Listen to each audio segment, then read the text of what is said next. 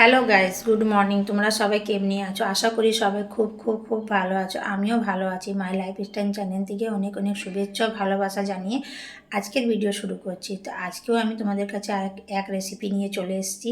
আজকে বানাতে চলেছি আমি একদম কচি কচি সজনে ডাঁটা আলু পোস্ত চচ্চড়ি। তো তার জন্য আমার কি কি উপকরণ লাগছে সবটাই তোমাদের সাথে শেয়ার করব। আর কিভাবে কি তৈরি করছি জানার জন্য আমার পুরো ভিডিওটা দেখো আর সঙ্গে থাকো। তো চলো দেখিয়ে দিই তোমাদের কি কি লাগছে না লাগছে। তো আমি সজনে ডাঁটার চচ্চড়ি বানাবার জন্য দেখতেই পাচ্ছ সজনে ডাঁটাটা কত পরিমাণে কচি। এই দেখো হাতেই ভেঙে যাচ্ছে। তার জন্য আমি এখানে মোটামুটি হাফ কেজি সজনে ডাঁটা বাজার থেকে কালকে কিনে নিয়ে চলে এসেছি, একদম কচি। আর এখানে দুখানা আলু নিয়ে নিয়েছি, একটা বড় পেঁয়াজ নিয়ে নিয়েছি, 4টে কাঁচা লঙ্কা নিয়ে নিয়েছি, আর মশলার জন্য নিয়ে নিয়েছি পোস্ত, নুন, হলুদ।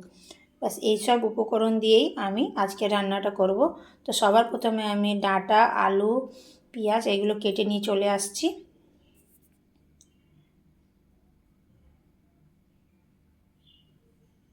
এদিকে আমি সজনে ডাঁটা কেটে নিয়ে চলে এসেছি, জলে ভিজিয়ে রেখে দিয়েছি।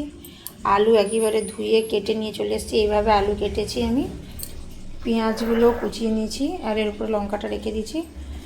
তো এখন আমি গ্যাসে কড়াই বসিয়ে তাতে সর্ষের তেল দিয়ে দিব। আর এদিকে আমি মিক্সির বাটিতে জল নিয়ে নিয়েছি। পোস্তটা আমি কিছুক্ষণ ভিজিয়ে নিব আলুটা ভাজতে ভাজতে। এই পোস্তটা আমি দিয়ে দিচ্ছি, আর এতে আমি দিয়ে দিচ্ছি কাঁচা লঙ্কা। তো কিছুক্ষণ ভিজতে থাকুক, তারপরে আমি এটা পেস্ট করে নেব। তো ততক্ষণ আমি গ্যাসে কড়াই বসিয়ে তাতে সর্ষের তেল দিয়ে দিচ্ছি। তো গ্যাসে আমি কড়াই বসিয়ে তাতে দিয়ে দিয়েছিলাম সর্ষের তেল। আর তেল দেখতেই পাচ্ছ ভালোভাবে গরম হয়ে এসে ধোঁয়া উঠছে। তো এবার আমি এতে দিয়ে দিব কেটে রাখা আলু। কেটে ধুয়ে রেখেছি আলু।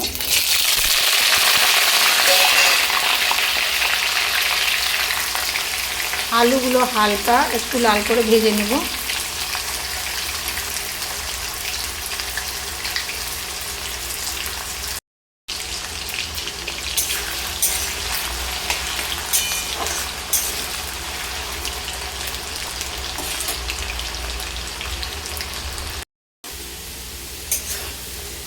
আলুটা প্রায় অনেকটাই ভাজা হয়েছে, আর মোটামুটি 2-3 মিনিট ভেজে আলুটাকে তুলে নিব। আর ততক্ষণ আমি মিক্সিতে পোস্ত কাঁচা লঙ্কাটা পেস্ট করে নেব। তো আলুটা আমার ভাজা কমপ্লিট হয়ে গেছে। এবার আমি আলুটা তুলে নিব। আমি পোস্তটা ভালো করে পেস্ট করে নিয়েছি, একদম কি মিহিভাবে সুন্দরভাবে। তো এখন সবার প্রথমে আমি আলুটা তুলে নিই। তো এইভাবে আমি আলুটা ভেজে তুলে নিয়েছি। আর এইদিকে কড়াইতে আমি দিয়ে দেব 1 টেবিল স্পুন পাঁচফোড়ন। তারপরে আমি এতে দিয়ে দিব একটা গোটা কুচনো রাখা পেঁয়াজ। তো পেঁয়াজটা হালকা একটু লাল করব, হালকা ভাজবো, বেশি লাল করব না।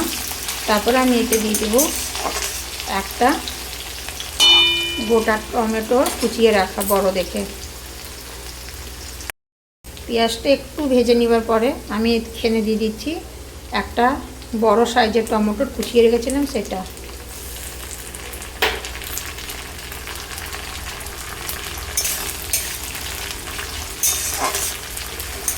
টমেটোটা দিয়ে কিছুক্ষণ ভেজে নিব আমি। তো টমেটোটা কিছুক্ষণ গলে যাওয়ার পরে আমি এতে দিয়ে দিচ্ছি বেটে রাখা পোস্ত ও কাঁচা লঙ্কা।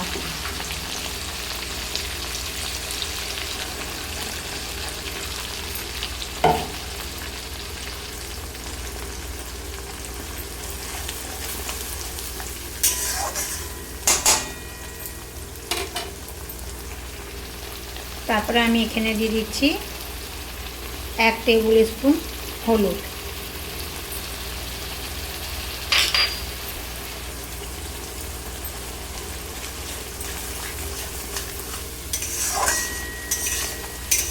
পোস্তটা 1-2 মিনিট ভাজার পরে আমি এতে দিয়ে দিব কেটে রাখা ডাঁটাগুলো, কারণ ডাঁটাগুলো একদম কচি, আগের থেকে দিলে গলে যেত। তো পোস্তটা মোটামুটি 2 মিনিট অবধি নাড়াচাড়া করে নেওয়ার পরে আমি এখানে দিয়ে দিচ্ছি যে কেটে রাখা ডাঁটাগুলো।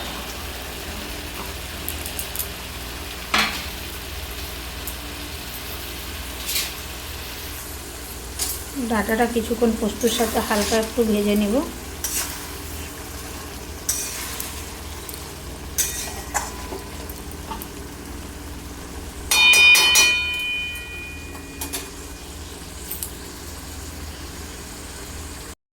সজনে ডাঁটাটা পোস্ত দিয়ে কিছুক্ষণ ভেজে নেওয়ার পরে আমি এখানে দিয়ে দিচ্ছি ভেজে রাখা আলু।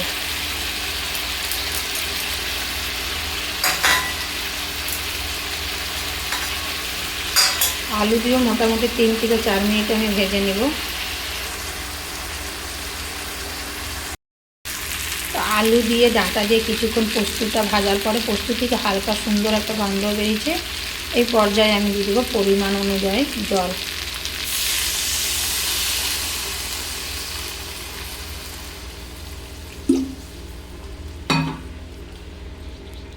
জল দিয়ে নাড়াচাড়া করে নেবার পরে আমি এখানে একটা চাপা ঢাকা দিয়ে দেবো। যেহেতু চচ্চড়ি হবে, আমি এতে ঝোল টোল কিছুই রাখবো না, একদম মাখা মাখা হবে তরকারিটা।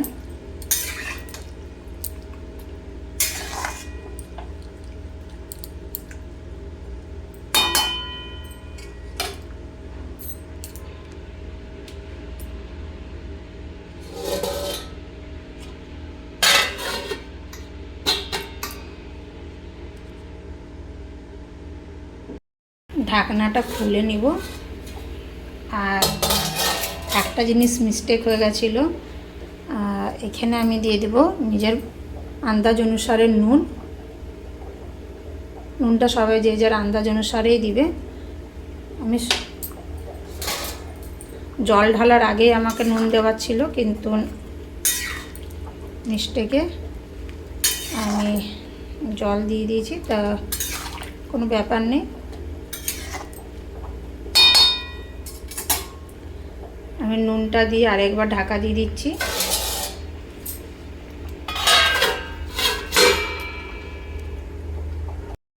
তো এবার আমি ঢাকনাটা খুলে নেব।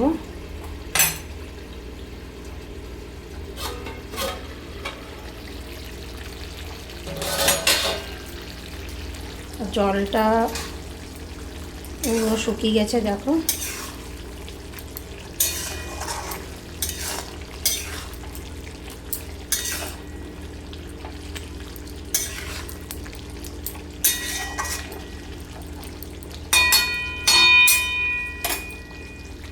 তারপরে আমি এতে যারা মিষ্টি খাও পছন্দ করো তারা অল্প, একদম অল্প পরিমাণে চিনি দিয়ে দেবে। আমি হালকা একটু চিনি দিয়ে দিচ্ছি।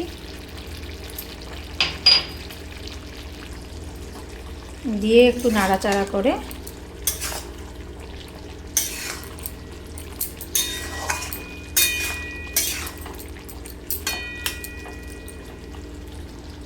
এবার আমি গ্যাসটা অফ করে দেব। দেখো একদমই জল নাই, শুকনো শুকনো করা হয়েছে।